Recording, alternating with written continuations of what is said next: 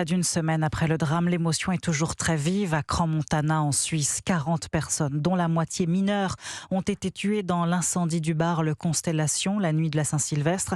Emmanuel Macron se rendra dans la station de ski ce vendredi pour rendre hommage aux victimes, notamment les 9 Français qui ont perdu la vie. Et c'est justement pour ces victimes françaises que le parquet de Paris a ouvert une enquête dite miroir. Oui, une procédure qui permettra d'accompagner les familles françaises dans les investigations menées par les autorités suisses.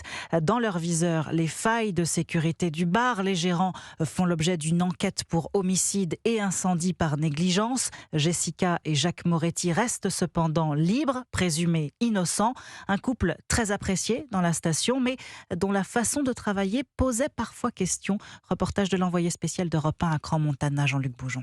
Jacques Moretti, outil à la main, en train de faire des travaux. Jessica posant à ses côtés comme une actrice. Le couple aimait se mettre en scène sur les réseaux sociaux. Ce sont des bosseurs, assurent des habitants de Crans-Montana, mais des bosseurs qui aiment travailler vite, très vite. Dans un magazine d'architecture locale, ils sont fiers de raconter que la rénovation de leur nouveau restaurant, le Vieux Chalet, s'est faite au pas de charge. On a tout refait en 6 mois, de l'isolation à la charpente, en passant par le toit et la verrière. Un menuisier du secteur s'avoue quand même très surpris. Ça a tout été rénové, assez rapidement, oui. Quand même 5 mois, 5-6 mois. Je pense que c'est un peu rapide.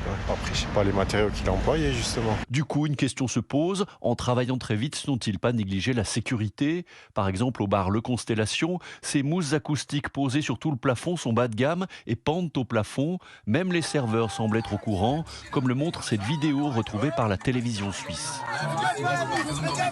Faites gaffe à la mousse, crie un serveur lors du réveillon 2020, alors que des feux de Bengale sur des bouteilles déjà sont utilisés, presque prémonitoires. Crans-Montana, Jean-Luc Boujon, Europe 1.